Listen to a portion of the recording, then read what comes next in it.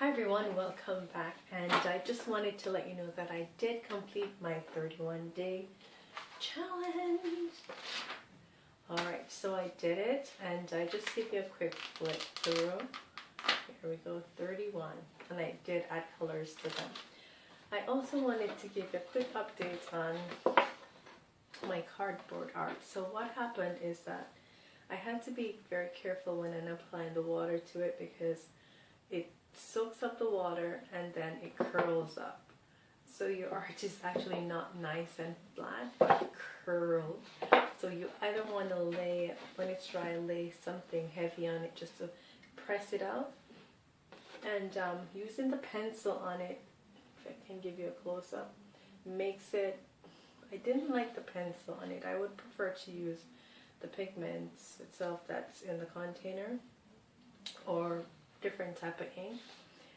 It's very dull, but it dries on really nice, and it's not that bad. It's just that I was looking for a little bit more vibrancy, but of course it's an experiment with the pencils. So I would say if you're using a white paper, the pencil would probably do well, but on a darker background like the cardboard, which is brown, it kind of get lost in the material.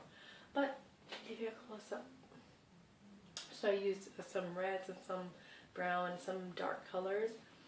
It actually didn't turn out that bad. Alright, so if you want to give it a try, you can go ahead. It really makes a nice piece if you frame it and have it nicely done. Right, but you could use another different type of art material for it if you wanted to use different ink.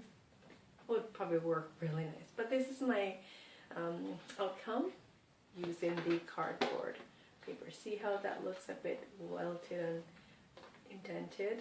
Yep, that's from the watermark. Alright, so I thank you for watching this and seeing what the outcome would be. So stay tuned, and I did complete my 31 days challenge, so look forward to more challenges. Alright.